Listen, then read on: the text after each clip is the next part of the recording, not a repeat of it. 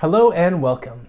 This video is going to be a bit of a different format as last night I took my son to go see Toy Story 4 and I want to provide some off-the-cuff impressions I had of the movie in case there was anyone out there who was considering taking their children to go see this movie, or if, you know, you've been alive for the past 24 years and you've seen the first 3 movies and just want to see how they do this movie.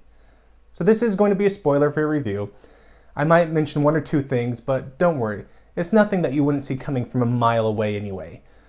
But as much as possible, I am going to keep this very vague so I don't ruin anything for people who like to go to movies completely blind. So first off, would I recommend this movie? Yes, absolutely. This was a fantastic rounding out of the Toy Story stories. And I really do hope that this is the last one in the Toy Story universe. With this movie, they've really said everything that needs to be said, and it's time to move on to other things, even though obviously Toy Story is going to be a huge moneymaker for them and Disney likes their money. Personally, I found this to be honestly the second best Toy Story movie that they've made, with the best being Toy Story 1 and the worst being Toy Story 3. They were just a little too nihilistic in that movie. I didn't really enjoy it. This one, however, great movie. Would I recommend taking younger children to go see it? It really going to depend on your kid. So my oldest is 6 and he just loved the whole movie through and through. There were a couple tense scenes, but they didn't bother him. However, those tense scenes did make me very glad that I didn't bring my 3-year-old son with us, because he is more sensitive to that kind of imagery and it really would have disturbed him. So you're going to know your kids best. There are just 2, maybe 3 scenes that are just really kind of put there to be disturbing.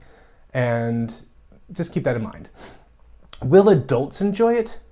As long as you enjoy Disney cartoons, yeah, you're going to enjoy this movie. And if you don't enjoy Disney cartoons, I suggest seeking help. There might be something wrong with you that needs to be addressed. Honestly, I found just several scenes throughout the movie to be hilarious. Like, they had me laughing quite hard. Especially there were a couple scenes with a dad that really just kind of resounded with me as he's on vacation and things are going wrong. And any dad out there who's had to deal with family stuff and problems on family vacations, you're going to identify with this, and hopefully you're going to be laughing along with everyone else. What sort of messages do they put out? You know, they don't really focus on beating any one message into your head throughout this movie, and I appreciate that. Movies that go out of your way to hit you over the head with a half brick in the sock, they're not really my cup of tea. This movie does, however, mention kind of 2 positive things. The first positive element that they talk about is that loyalty is something that is praiseworthy. They explore this through Woody, and you've seen it several times throughout the movies anyway, where no toy left behind kind of mentality, and he continues this on with his character, and it's just something that gets examined, and it is praiseworthy, and they do treat it as that. Another praiseworthy thing they talk about is that defects aren't something that limit you. There's a character who has a defect with how she was made, and she believes that it is the source of all her problems in life, and it justifies her actions against other people. And they really do a good job of deconstructing that and saying, no, this is not what's limiting you, this is not what's hampering you. Defects aren't something that hold you back. And so that's a very positive message, and I personally appreciate that they include that kind of theming in their movies for kids. What about problematic messages? So let's be honest, Disney through their intellectual properties has had a bit of a female problem and male problem in their movies recently, and that's through things like Captain Marvel and the Star Wars, and kind of some cringy moments even in Avengers Endgames. Star Wars or Disney is, they're kind of portraying men as idiots in order to make women look good, which I think is a sexist mentality. I think that women are strong and intelligent, and you don't have to make your men look dumb in order to make your women look smart. And if you think the only way to make women look smart is by making men look dumb, I think you have a problem with how you view women. And so I don't appreciate that Disney's been doing that with their properties, and I was glad to see that they didn't push that theme too hard in this movie. It is there, but let me give a caveat to that statement. If you're not looking for this issue, you're probably not going to notice it. So I did go into the movie thinking, okay, this is how they've been treating their men and women in other movies. Are they going to treat them the same in this movie? So because I was looking for it, yes, I noticed some things. And maybe these things I was just being too attentive to. You be the judge. So for instance, on the human side of things, there are maybe 10 characters in this movie who aren't just background noise characters. Of those 10 characters, 7 of them are women. And the women are all portrayed as strong, they're independent, or intelligent rather, and they respond to situations as you would expect them to actually respond in real life, as if they were real people. So that's a point in their favor, that the women were treated as real people and not just caricatures of women. On the flip side, there were 3 men characters. One of them was the dad of the main child in the movie.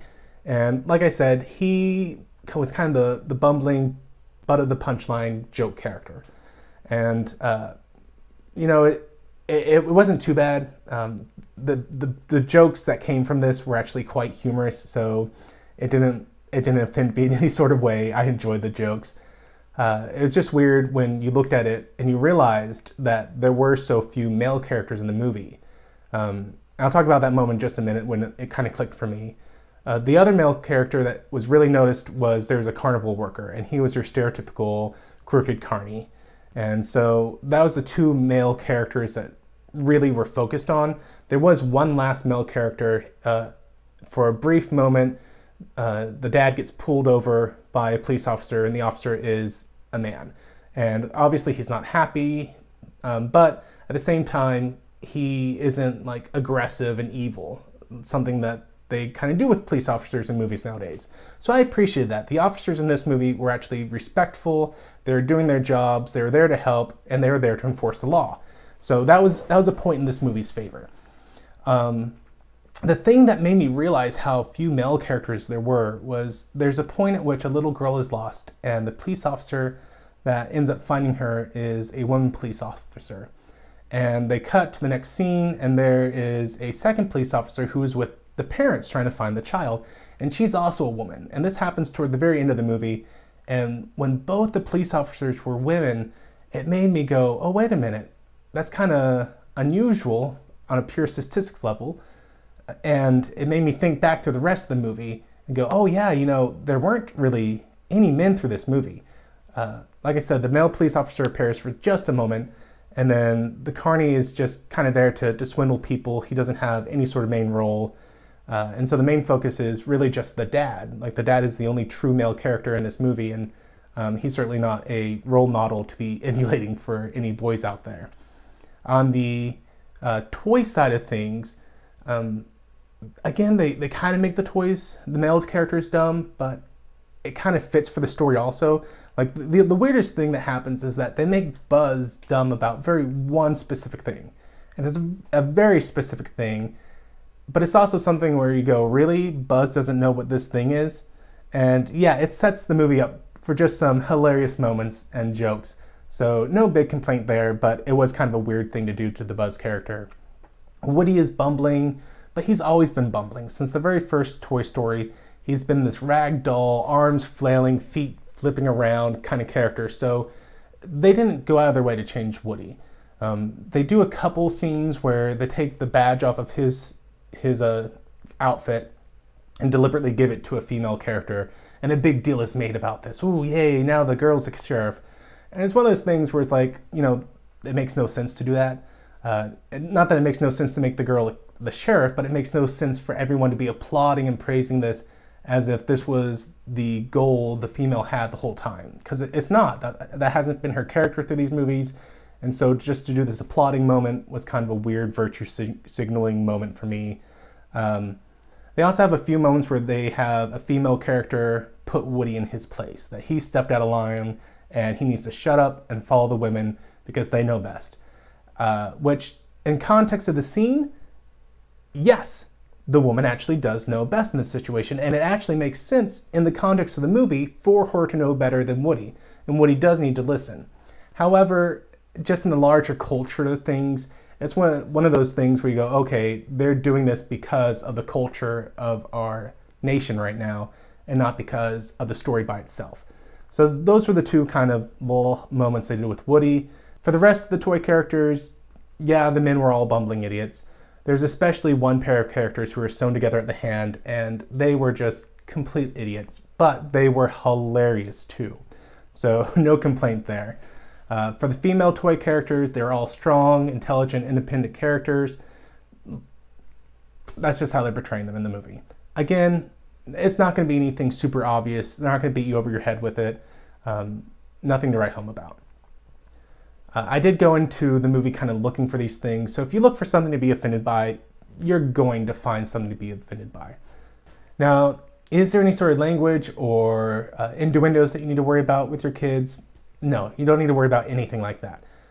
There are 2 lines in it that are maybe supposed to be innuendos or just lame jokes. One of them is a character says something to the tunes of, you need to move your plush. The joke doesn't really work well in terms of substituting it for anything else. Like if they're talking about your backside, it doesn't really fit the meter or cadence for it to be an appropriate word. There's another moment where one of the female characters is saying, you know, you need to look out for a man who has a kid. They're nothing but trouble. That thing that happened between me and He-Man, I'm not proud about it.